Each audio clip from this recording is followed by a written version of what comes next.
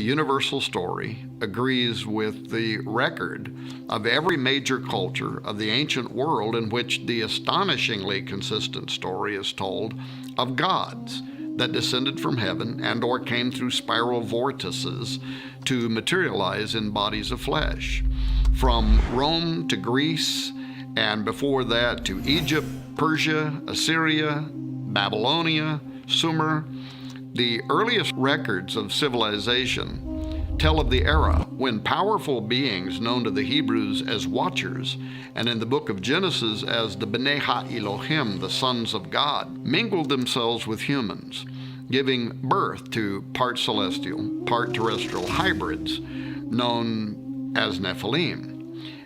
The Bible says this happened when men began to increase on earth and daughters were born to them, when the sons of God saw the women's beauty, and they took wives from among them to sire their unusual offspring.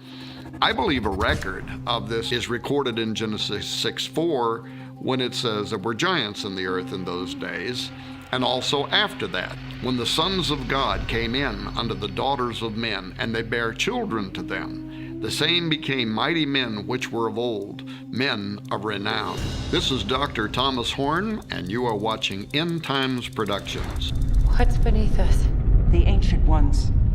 The gods that used to rule the earth. During research for our best-selling book, On the Path of the Immortals, I was given the unprecedented opportunity, really, to sit down with and to film Dr. Don Mose Jr., a third-generation medicine man who I met with for a large part of a day, and he told me the oldest legends of the Anasazi, which he had been told by his great-grandfather, who likewise had been told by his ancestors, which included stories of the Anasazi turning to sorcery, to sacrifice, cannibalism, after they had lost their way and were driven insane by a reptilian creature, which they depict with a halo above his head, of all things. Images of that being are, by the way, included in the petroglyphs that we filmed inside the canyons, and I believe that they likely attest to the fallen reptile or reptiles of biblical fame, which also misled humanity. As I said in the traditional Hogan at one of the Navajo schools Dr. Don Mose teaches at, he began drawing in the sand on the floor and reciting the first part of the story of the ancient Anasazi and how it had been repeated to him by his father and grandfather, who had also been told by their ancestors and so on, a legend that Dr. Mose alone had undoubtedly repeated hundreds of times before at the Navajo school. Now, since it was obvious to us that this Navajo historian was really indifferent to our camera and our recording plans, and in fact I could tell he was really uncomfortable with us putting him on film, but thankfully he let us proceed nevertheless. But I sat there and listened respectfully as he proceeded for nearly 2 hours to describe to this white man what's only ever been allowed a few times in history before, and that is the legendary stories of creation, of giants, of a great flood, of a reptilian deceiver, all from the voice of the nation's top medicine man. Dr. Mose even sang to us in the antiquated tongue of what I would call Old Testament history, paralleled in their earliest antiquity using the Navajo language.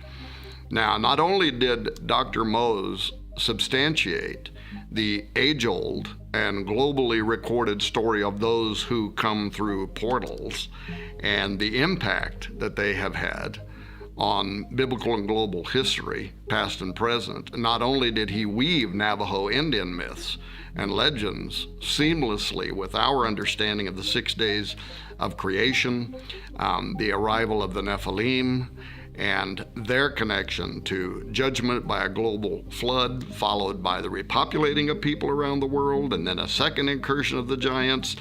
But there were several instances in which, when I pushed Dr. Mose for greater detail, he would go off script.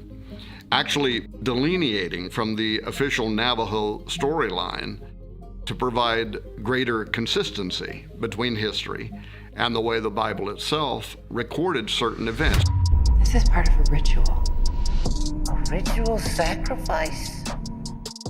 As Mose was following the official storyline, the one that you would get from the Parks Department in the Four Corners of the U.S., about how the Anasazi didn't disappear, but rather they slowly migrated out of the area and became the modern Pueblo Indians, I expressed doubts to Dr. Mose about that story. And he responded by grinning just a little bit and saying, well, I probably shouldn't tell you this, but, and then he proceeded to tell us the older stories that his grandfather had repeated about these mysterious people actually disappearing after they came under mind control from a reptile with a halo, this carnivorous creature, suspiciously similar to what I later described in the Path of the Immortals book as fiery seraphim, which comes from the Hebrew seraph, the Hebrew Old Testament fiery serpent, which also corresponds with a lot of other testaments around the ancient world, including the Sanskrit sarpa or sarpeen, which means reptile, and so on. Now, another case in point is when I told Dr. Mose what we had learned from the Apache about cannibalistic giants and then God destroying them in a flood. And he looks right into the camera and he says, oh yes. And then he reaches over and he picks up this illustrated book that he had authored that's used in the Navajo Nation schools and libraries. And he opened to show us an artist depiction of a giant that had stood between 30 and 40 feet tall. And then he starts saying there was this time when the earth was infested with such great giants and alien gods that came down and destroyed and ate the people. Some of them were in human form. Others, he said, were monsters like human-animal hybrids, which I think the Old Testament also describes. And then he followed that story with the famous Navajo legend of the White Shell Woman, who gave birth to two of the most important characters in Navajo mythology, the twin miracle-performing sons, one of whose names literally translates slayer of alien gods, and his twin brother. And together, those two great warriors killed many of the giants, hybrids, and the monsters that were destroying mankind. As Dr. Mose described these ancient tales, I couldn't help but think of David killing Goliath, and then later other giants with his mighty men. Then there was a point where Mose paused, and he said, you know, when the Christian missionaries first came to America and told our people their stories of the giants and the great flood, he said, we smiled and let them know that we already knew these stories, that they had been told to us long ago by our own ancestors. After a week on the road, having covered hundreds of miles of reservations to walk amidst their multiple ruins, including hogans, temples, kivas, to follow guides and visit with a medicine man, not to mention tracking down and photographing petroglyphs, we were finally on our way to the last site that we were going to visit, one that our Cherokee guide had told us not to miss. We already collected enough pictogram and logogram images from ancient rock engravings throughout the Four Corners area to make our case and to calculate for our purposes a recurring theme, which definitely seemed to match the Middle Eastern and biblical stories of portals, reptilians, fallen angels, giants, and the havoc that those creatures had played on the old world. But this final petroglyph that was important, our guide had said, and one that we could drive right up to. So we decided to make one final excursion, this time into Utah, 50 miles north of Moab, where one of the largest known collections of petroglyphs is located in the San Juan County. This storyboard that we would visit there was etched in sandstone as early as 1,000 years before Christ. And it records practically every element contained in the Bible and extra-biblical texts involving spiral vortices and those who come through them, including human-animal chimeras and even giant six-fingered and six-toed footprints in pursuit of much smaller five-fingered and five-toed humans. Even that reptilian that Dr. Don Mose had described to us with its halo was drawn there, just a couple of feet away from the alien-looking bug-eyed creatures. This location is also easier to get to than most of the ones that we trekked to, yet it's as important, if not more so, than any petroglyphs. You could spend days hiking over miles of rough terrain to reach. It's called the Newspaper Rock Petroglyph, and is somewhat decipherable as to which images are older due to the fading and darkness of the earlier depictions, which are certainly the most mysterious, with their alien-looking creatures and suits and what might even be some type of a flying craft.